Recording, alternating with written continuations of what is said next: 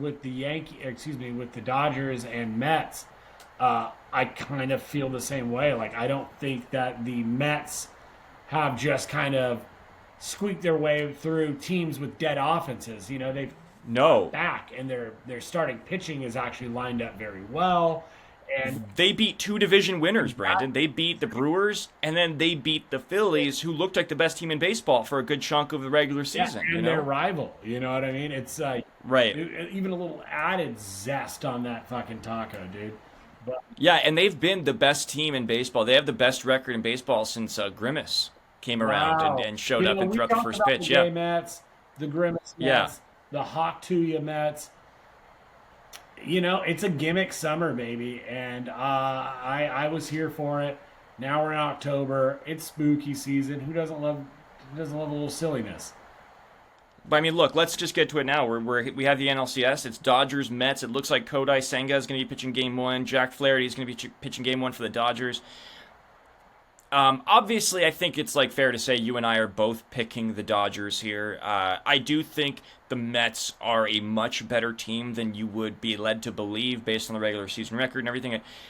But I also think that they are just playing really well right now, and that doesn't mean that they're better than the Phillies. So I'm picking the Dodgers to win. I think they're going to win in 6 games, and I think that the biggest X factor here, is going to be, can we get one good start from Walker Buehler on the pitching side of things, and can we get Muncy and Gavin Lux going? If those 2 guys can get going, I think the Dodgers should not easily win the series, but I think win in 6 is my pick. I definitely am picking the Dodgers. I mean, I don't know if you can tell why, but Yeah. But I would be lying if I didn't think the starting pitching for the Mets didn't line up really well against the Dodgers. I guess you can still point to some questions about Yamamoto and his readiness, definitely about Buehler and the overall depth.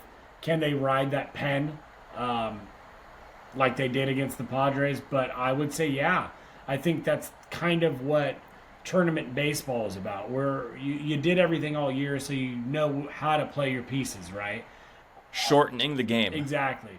So now it's tournament baseball, and it's shown that the Mets have a propensity to line up against your bullpen pieces. They have a bench that's waiting to be plugged in and to get that big hit. They've done it all year, and just to name off a couple teams from the top of my head that have been hot and maybe not the best team, but have been the hottest team at the right time. The 19 Nationals, the 21 Braves, any of those Giants teams from 10, 12, 14. I think the 12 or 14 year Last year's Diamondbacks. I mean, Yeah. there's been a lot of teams who squeak in. I think the Royals in 2015 were a wild card team, right? Or maybe they were a team. I forget. But anyways, fucking get out of here. But yeah, so the Mets aren't to be truffled with. That's a joke. No, not at all. They're good. They're very good. And it's funny. The top, Brandon, I'm sorry to interrupt you. Everybody talks about how it's this Cinderella story. It's oh yeah, the Cinderella $324 million Mets, the number 1 payroll in baseball. It's obviously very misleading because a lot of that money is going towards Verlander and Scherzer, who are no longer on the team. I think they still even have some money going to DeGrom.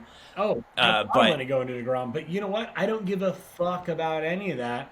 Those are contracts you sign with guys with the expectation of them being on your team, and then you trade them for something else. You know what I mean? But so DeGrom just went, whatever. But I think he signed an extension after the trade or whatever. But yeah, right. My point is I don't give a fuck. That's baseball, baby. Spend the money and go get the wins. Yeah. 3 of the top 5 payrolls in baseball are remaining in the NLCS. So it's Mets number 1, Yankees number 2, Dodgers number 5, and then those big spending 23 ranked Cleveland Guardians hanging in there. So good for the Guardians. Well done, guys. Seriously, well done. I mean, getting where you are with the money you spend. All year. Yeah. And so it is cool to see them get through. No disrespect to the Brewers, but the only other team that I can think of that ran pole to pole in the season, their division, and then unfortunately didn't have the success they were looking for in October. But that's the beauty of a wild card, I guess.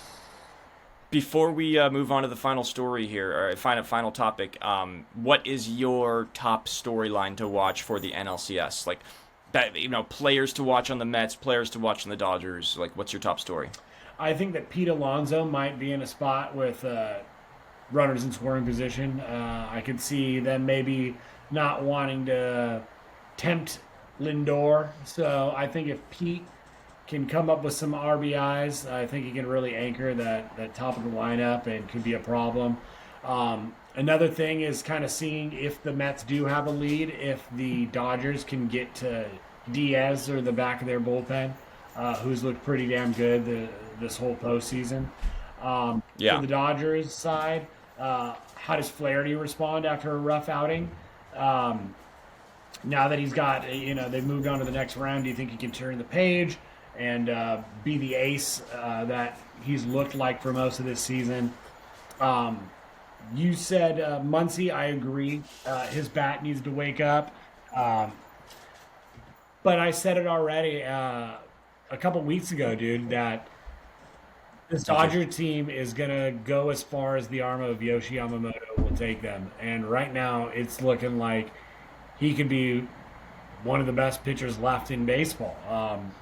I know that's a grandiose thing to say after one good start, but it was against arguably the best offense other than the Dodgers, in the postseason. So, no, I agree with you. But I'd like to see Freddie, feel a little bit better too.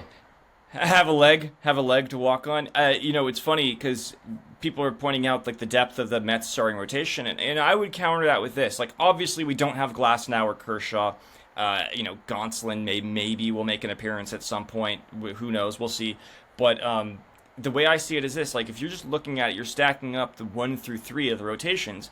It's Yamamoto, it's Flaherty, and Buehler, right? That's the 1, 2, 3 of the Dodgers. Obviously, Flaherty's going number 1, but that's just the order of things. And then it's Senga, it's Severino, and it's Manaea.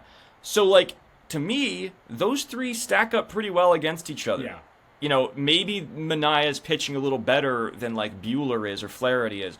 But to that point, I still think that, like, they match up well against each other. And then, like, the Dodgers bullpen, I think, just is better than the Mets bullpen. So I actually think that, like, the pitching still favors the Dodgers, even though the Dodgers' depth isn't there. I think that it's still good enough to get the job done here. I'll say the X factor for the Mets will be how far Senga can go in games. That's a big part of this, because I don't even know what his pitch count's going to be when he pitches, because he's still kind of recovering from injury here. So he hasn't been built back up. I agree about Alonso, but I would say like guys like Mark Vientos are going to play a big role in this series because they're scrappy. Because you don't want to let Lindor beat you. You don't want to let Alonso beat you. So like somebody else is going to have to step up. So I think a guy like Vientos, Jesse Winker as well. Yeah, those guys are going to play a huge role here if the Mets are going to be able to like outslug the Dodgers, because I think the Dodgers fire starters, if you will, down. Yeah, But one last guy to watch out for, who he had a big homer for us, but his bat was pretty quiet. Will Smith. Yes, he needs to get going. Yeah, definitely. That's huge. But man, it is great having like. I know he's still young, but man, he just feels like such a pro behind the dish. It's really nice. He called like a time. He's been amazing defensively to get Freddie a little blow, but